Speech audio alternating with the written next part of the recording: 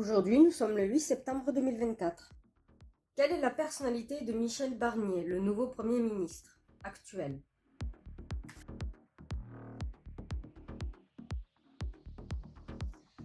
Silence, protection, adversaire.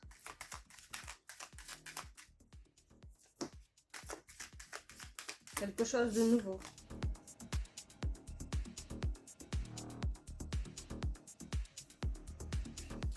Le cœur, la tête, à tout défaut, idem. Impulsivité.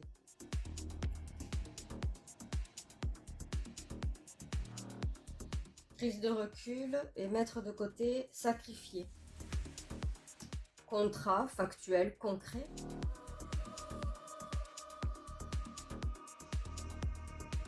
Impulsivité sur sa réussite. Donc peut-être qu'il réagit impulsivement sur les conditions de sa réussite, les conditions de ses succès, notamment aussi donc le fait d'être Premier ministre. Mais certainement son passé aussi, que je ne connais pas plus que cela. Donc voilà, il a d'un côté la prise de recul, psychologiquement, mentalement, il est extrêmement cartésien, extrêmement concret, beaucoup de factuels, de contrats, de preuves. Il aime... Mentalement, il se sent sécurisé et en tout cas, il pense beaucoup à ça. Tout ce qui est factuel et qui peut donc certainement le protéger d'une manière ou d'une autre.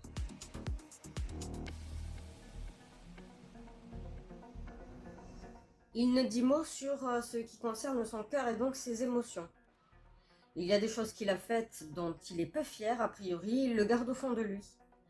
Alors je sais pas si c'est en rapport avec sa réussite, mais en tout cas, des choses dont il était conscient que c'était mal, puisqu'il le ressentait au fond de son cœur, émotionnellement, mais dont il ne dit mot, il ne dit rien. Il apprend à prendre du recul, à réfléchir avant d'agir, mais sinon, il est assez, de l'autre côté, il est assez équilibré malgré tout. Alors malheureusement, qu'on le veuille ou non, en gros, s'il avait le pouvoir d'un pays dans ses mains, concrètement en tout cas, il serait le genre de personnage qui, pour sauver une grande quantité humaine, il sacrifierait une petite quantité humaine. Non pas qu'il n'en tiendrait pas compte ou qu'il n'en serait pas touché, mais c'est quelqu'un qui est capable d'agir en ce fait-là. Alors, ça marche tout aussi bien, par exemple, donc, s'il fallait qu'il n'y ait plus de pauvreté dans un pays, dans ces cas-là, il serait capable aussi donc de sacrifier la pauvreté, donc les gens dans une situation de précarité, pour que le pays en lui-même soit rehaussé. Alors il semblerait que ce soit un monsieur qui ait beaucoup bougé. Je ne sais pas si c'est une question de contrat ou d'activité professionnelle. Mais c'est un monsieur qui a énormément bougé et qui d'ailleurs ça a permis à obtenir sa propre réussite, son élévation professionnelle ou hiérarchique. Alors, ce que je peux dire vis-à-vis de ça, c'est que mentalement, il tourne sur le fait que tout contrat qu'il signe, effectivement, euh, toute chose factuelle, il pense à la fin de ce contrat ou de ce pacte. Il aime le concret, mais il aime aussi à savoir quelles sont les conditions pour finir le contrat. Ceci fait partie de ses pensées. A priori, mentalement, il y pense beaucoup. Mais sinon, au niveau du fait de mettre de côté et de sacrifier, malgré tout, il est assez équilibré. Même si, effectivement, si on fait partie des sacrifiés, ça ne nous plairait pas. Mais pour sauver une grande partie, il est capable de sacrifier une petite partie.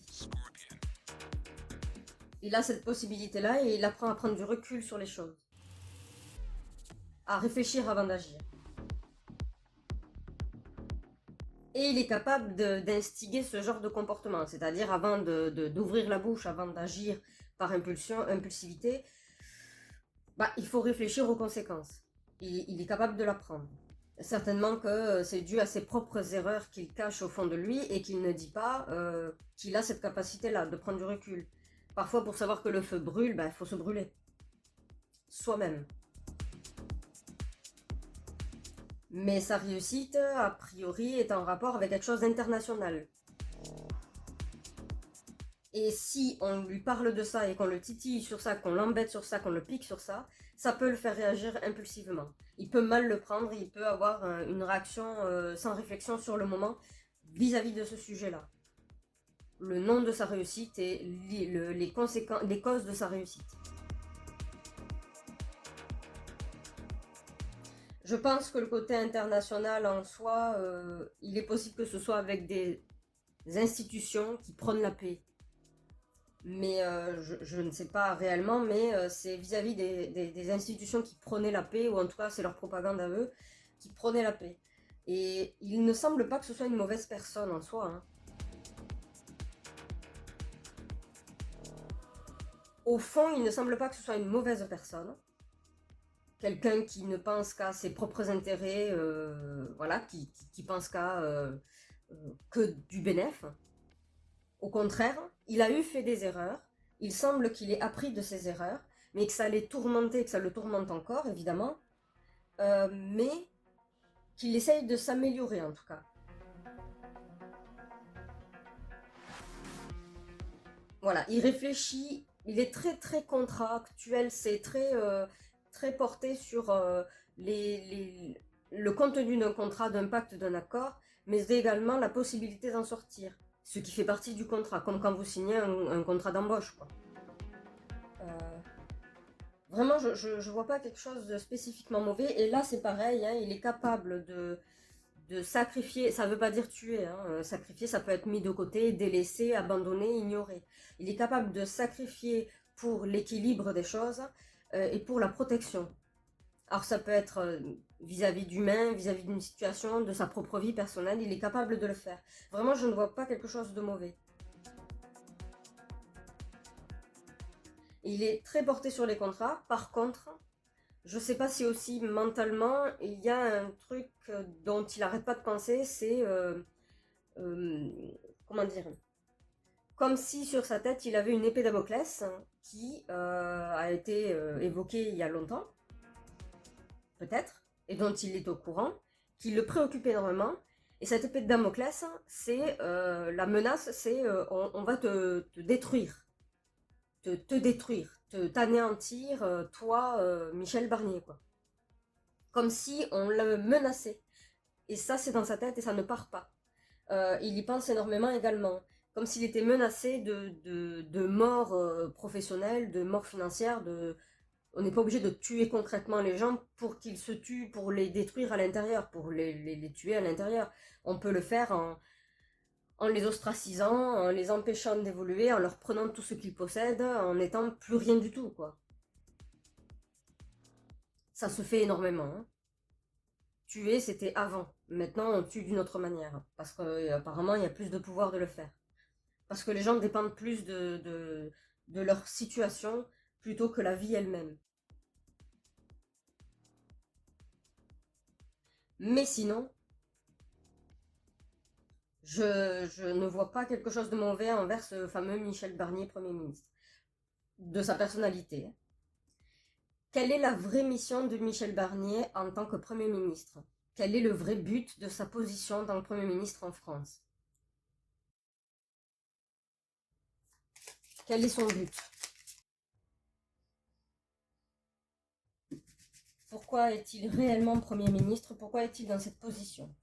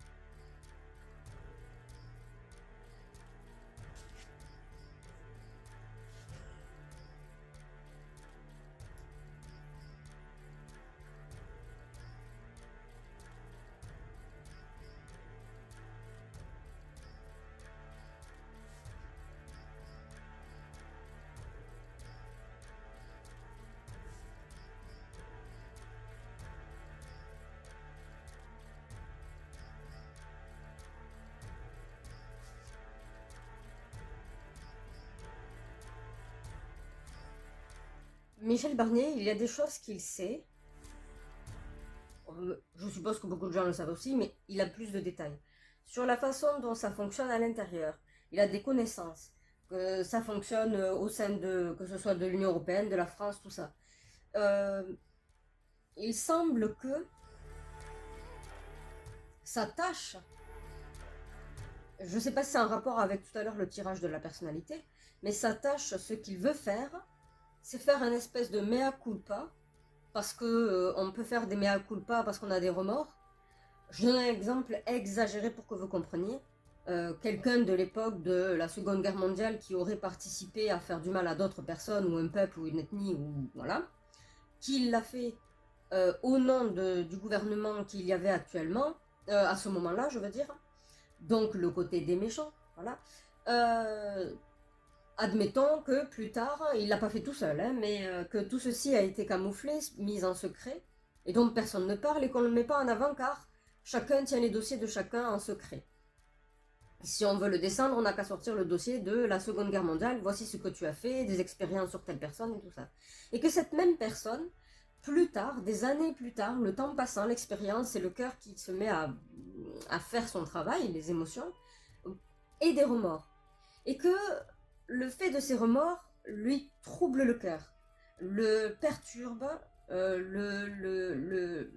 comment dire, le condamne psychologiquement. Et que de par ses remords, pour se repentir, il souhaite dire la vérité de ce qu'il a fait. Au nom de qui, au nom de quoi, pourquoi il l'a fait, de quelle manière et dans les détails. Mais qu'en le faisant, il entraîne aussi d'autres personnes dans son mea culpa. Donc, que cette même personne ne fasse pas que de se dénoncer elle-même, mais dénonce tous ceux qui étaient là aussi et qui ont participé et qui a commandité ça et de quelle manière et ainsi de suite. En gros, c'est se sacrifier au nom de sa conscience. Eh bien, j'ai l'impression, en gros, que Michel Barnier, c'est un peu le même principe, c'est qu'il est au courant de ce qui s'est passé, il est au courant de certaines choses dont il est loin d'être le seul, il sait comment ça s'est passé, qui a commandité les choses, ou pourquoi il a fait telle action et telle action, qui ont fait beaucoup de mal, et qu'aujourd'hui il est dans les remords, il vit dans les remords et il n'arrête pas d'y penser. Eh bien, j'ai l'impression que,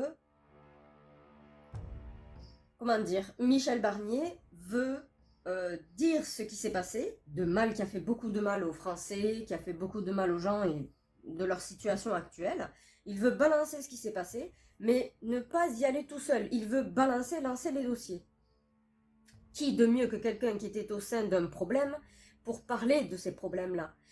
Qui de mieux que quelqu'un qui a fomenté ces problèmes ou qui a mis en action ces problèmes, des choses importantes ou graves?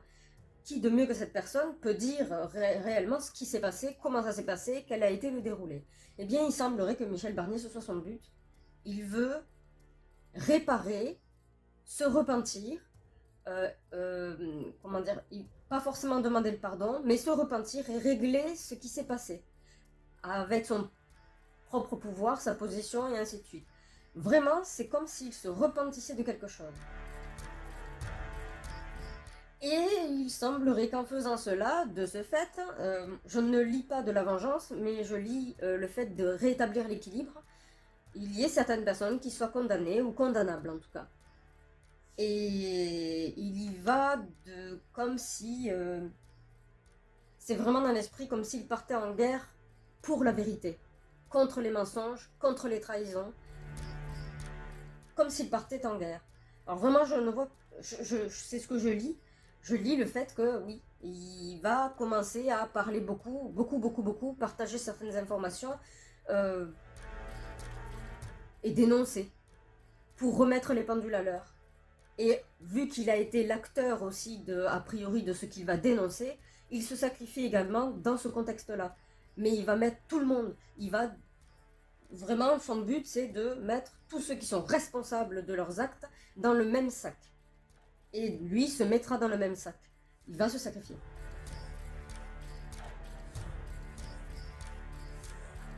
Ensuite,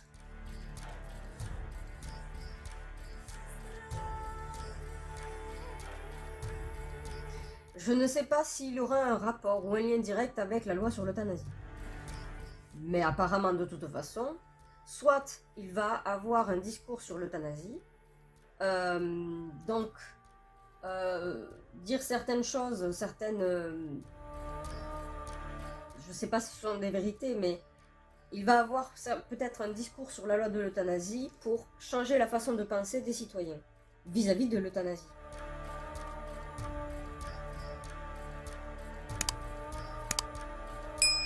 Soit c'est ça,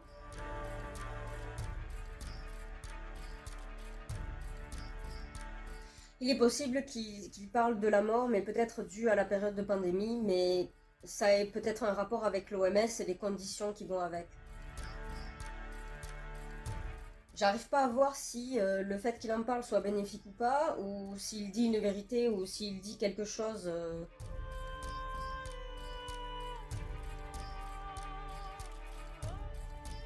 Je pense qu'il veut. Je pense qu'il va parler de cette ambiance de morbide qui circule dans les médias, où l'on fait peur et l'on énerve les gens. Et qu'il va en parler, et que ça sera son sujet, un de ses sujets de prédilection à venir. Donc je suppose médiatique. Euh, En expliquant que, en gros, ça ne sert à rien de se bourrer d'actualités et de mauvaises informations très désagréables qui ne changeront pas votre vie. Enfin, en tout cas, que ça n'aidera pas à changer votre vie, si ce n'est de vous enfoncer petit à petit dans une espèce de ostracisation autonome, de se mettre à l'écart autonome, en version autonome, et de ne plus voir les jolies choses, de ne s'engouffrer que dans de la dépression et de la colère. J'ai un peu l'impression qu'il va parler de ça, et peut-être de la loi sur l'euthanasie. C'est possible qu'il en parle et d'essayer de promouvoir au contraire, d'éviter ce genre d'actualité, d'éviter de consulter ce genre de choses, parce que ça fait plus de mal que de bien de toute façon, étant donné que chacun peut lire tout plein de mauvaises choses dans le monde entier, mais pour autant est toujours assis sur le canapé et le lendemain va bosser. Ça change pas grand chose, hein. Si ce n'est vous rendre triste, vous peiner, vous faire beaucoup de mal et de stress. Voilà, et ça tue, hein. Le stress tue. Donc, soit il va parler de la loi sur l'euthanasie,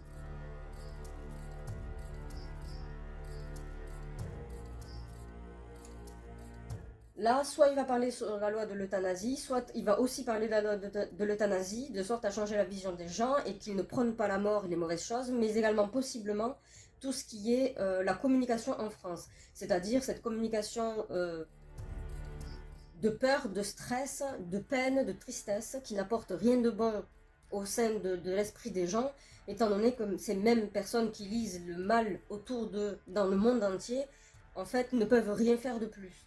Si ce n'est pleurer et se rendre triste. En quoi ça aide? Rien, mais en plus ça vous fait du mal. Et qu'il va en parler de cette manipulation médiatique, possiblement, dans l'esprit de la manipulation qui cherche à évoquer chez vous beaucoup d'émotions très négatives.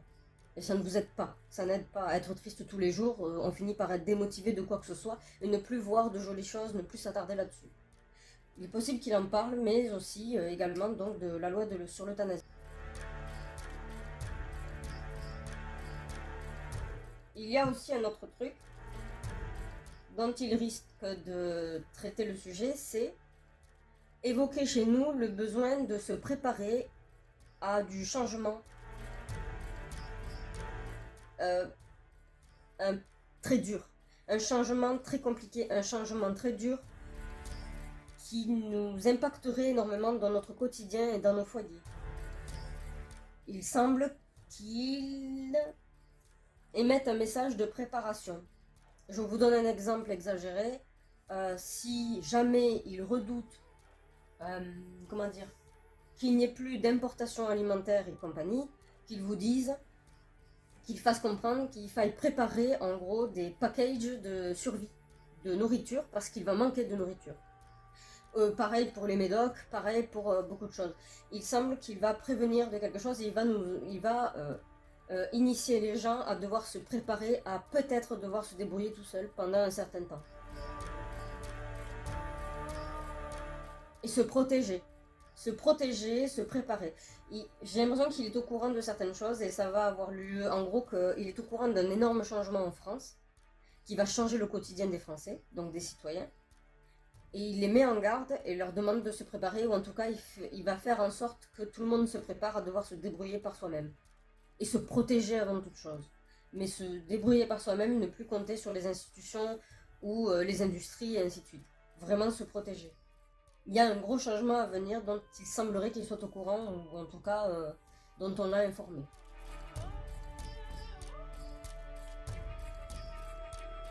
Il va parler aussi, donc c'est pour ça que je pense que c'est médiatique également, mais aussi la loi sur l'euthanasie. Il va beaucoup parler des mensonges médiatiques, de la tournure médiatique, de la colère que ça met, et il va crier sur ça. Il semble qu'il décide, alors je ne sais pas si c'est de bon cœur ou pas, hein, mais en tout cas il semble que son discours va être tenu sur, va être très porté, c'est probable que ça desserve les gens en vrai, mais en tout cas il va vraiment mettre le doigt sur le côté réseaux sociaux et médiatiques malsain, manipulateur, qui contrôle nos humeurs et initie la colère et empêche les gens de communiquer entre eux. De plus en plus, on ne peut que le constater, on a du mal à échanger même sur des sujets dont on n'est pas d'accord. On a vraiment de plus en plus de mal à pouvoir converser sur quelconque sujet. Il fut un temps, ce n'était que politique, mais désormais, c'est carrément jusqu'à l'intime. Il est impossible, il est difficile d'échanger là-dessus, car les choses ont été découpées, quoi. On a fait en sorte que les sujets soient portés sur l'émotionnel. Et du coup, on a du mal à communiquer entre nous, même en désaccord. On peut même plus trop échanger correctement sans que ça parte en live, sans qu'il y ait une grosse dispute et des séparations à cause de quelconque sujet désormais. Il semble qu'ils mettent le doigt sur le côté médiatique. Je ferai une conclusion à la fin, hein, parce que c'est un peu bruyant, c'est un peu difficile là, mais je ferai une conclusion à la fin. Il semble qu'il va s'acharner sur le côté médiatique et les mensonges médiatiques, la manipulation médiatique pour évoquer de la colère, des émeutes, des manifestations, de la tristesse, de la peine, de la dépression. Il va mettre le doigt là-dessus, et qu'en plus de ça, tout ça basé sur des mensonges. Pour nous contrôler, c'est vraiment médiatique et a priori, bon... Il va vraiment y mettre le doigt dessus. Et ensuite,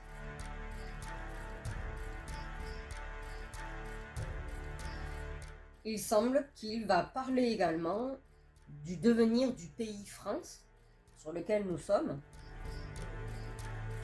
et qui malheureusement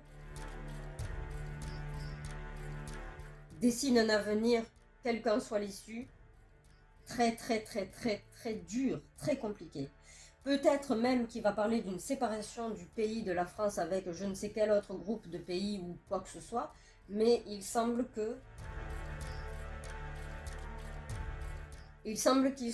qu'il va parler possiblement, je ne sais pas, de l'avenir de la France si elle se sépare d'un certain ensemble de pays ou d'accords.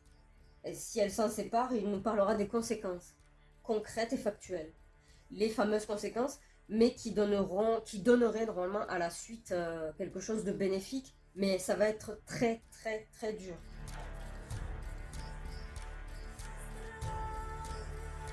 Là, si je devais résumer, le monsieur va divulguer les manipulations, divulguer en gros les mensonges qui ont été émis par le gouvernement lui-même, par le biais de ses médias s'il le veut, mais il va souligner ça, il va en parler énormément, de la manipulation et de la colère d'où elle vient, à quoi ça va servir, en gros, et certainement aussi de cette ambiance morose que l'on évoque chez les gens, qui n'est pas du tout bonne, ni agréable, parce que en soi, ça veut dire qu'on n'a plus de stimulation pour vivre, on a la stimulation pour crever. Donc il semble qu'il va beaucoup parler de ça,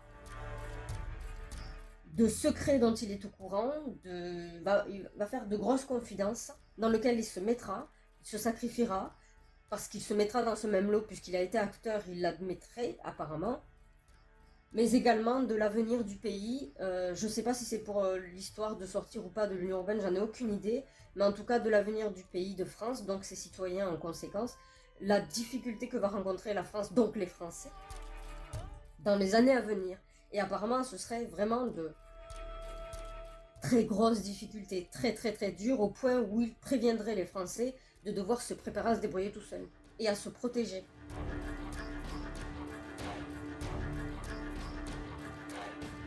En fait, ce sera vraiment son but, a priori, c'est vraiment la confession et c'est vraiment la divulgation et la révélation. Ce monsieur veut révéler tout ce que beaucoup de gens ignorent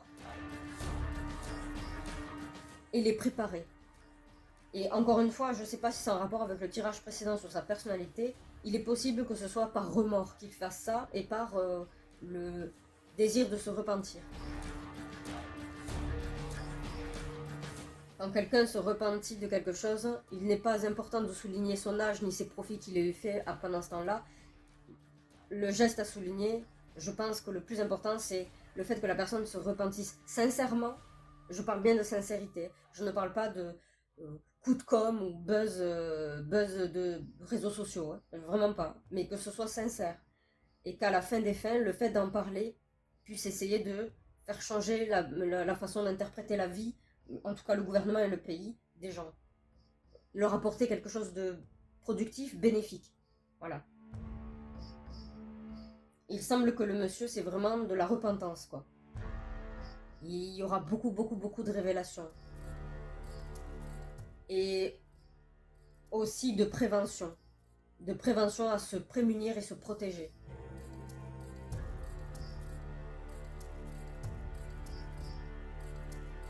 Et je pense même de se protéger de notre propre gouvernement. Donc du fonctionnement de notre pays, de notre système.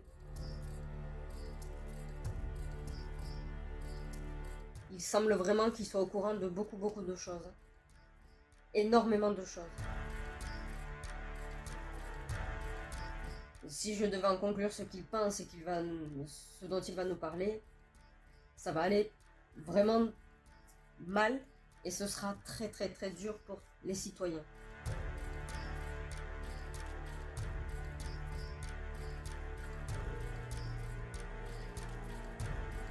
Ouais.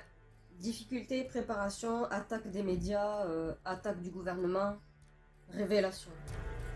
C'est vraiment... ça le rend intéressant.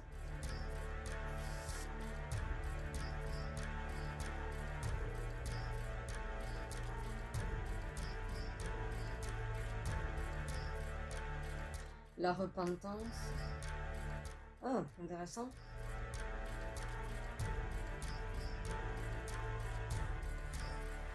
Je sais pas si c'est dû à une femme qu'il a eu du remords et qu'il veut se repentir, ou si c'est une femme précisément qu'il veut mettre, et que c'est très important pour lui, de révéler des choses sur cette femme en question. Et donc se sacrifier par la même occasion, puisqu'il va révéler des choses pas très agréables. C'est ça. Je change rien de ce que j'ai dit. Ah oui, hein, je maintiens. Hein. Là, c'est vraiment de prévenir les gens de devoir se préparer, de se protéger, parce qu'il va y avoir des gros changements en France. Les prévenir autant et leur dire de faire des packages de survie, de ce genre de choses, là, de vraiment se préparer à ne compter sur rien du tout en France. Hein. C'est dû à des fins de contrat, des futures fins de contrat, des futures fins d'accord. Je sais pas du tout lesquels, mais vraiment de futurs contrats qui pourtant jusqu'à aujourd'hui nous maintenaient dans notre petit confort, aussi petit soit-il, c'est pas le problème, mais demain ils y sont plus, hein. C'est terminé. Hein. C'est à l'image de ce que j'expliquais aussi, c'est vraiment, c'est comme si pour l'alimentation on importait tellement que du jour au lendemain les contrats vont être rompus, parce que mauvaise entente avec le pays ou quoi que ce soit, ou certains qui jouent de l'argent de toute façon. Et du jour au lendemain, on se retrouve à ne plus avoir la possibilité de pouvoir se nourrir convenablement. Ne serait-ce qu'un minimum. Et de se prémunir de cela. C'est vraiment, il y a des fins d'accord et des fins de contrat là. C'est pour ça qu'on nous prévient, on nous avertit, il va nous prévenir d'un changement très important.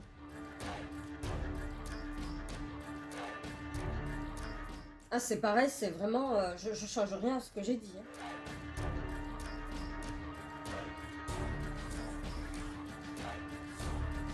Et ces contrats rompus doivent être rompus possiblement, mais en tout cas, Le mieux, c'est comme si il fallait perdre de la dépendance d'un contrat, il fallait perdre la dépendance à un contrat, à un accord ou des pays, perdre cette dépendance. Il semblerait que ce soit un sujet qu'ils veuillent parler, qu'ils veuillent partager, mais qu'à la suite, donc ce serait très difficile, très très très dur, si jamais ça devait se faire, rompre ces dépendances, mais que ce serait très dur, mais qu'à la fin des fins, ce ne serait que bénéfique pour les citoyens. Ce ne serait que bénéfique pour les citoyens, mais surtout, a priori, les gens aisés, hein, de toute façon, mais ce serait bénéfique. Mais qu'on allait y passer quand même, d'une manière ou d'une autre. Je ne sais pas de quel accord il parle, je ne sais pas si ce sont des accords commerciaux, je ne sais pas si c'est un accord de protection, j'en ai aucune idée, mais ces accords-là auront des conséquences. On va se retrouver comme si on allait se retrouver sans encadrement.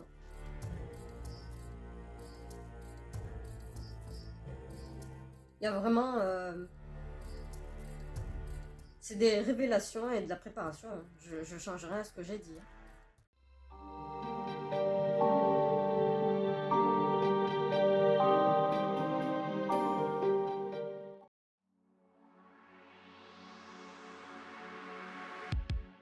Michel Barnier n'apprécie que peu le fait qu'on lui fasse remarquer les raisons de sa réussite, qui semble-t-elle ne sont pas très glorieuses ni louables.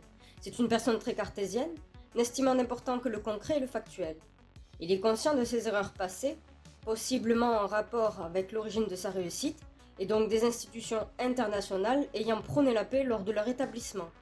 D'ailleurs, il semble en éprouver des remords, des regrets, et est dans l'optique de se repentir en révélant, dénonçant le contexte de ses erreurs.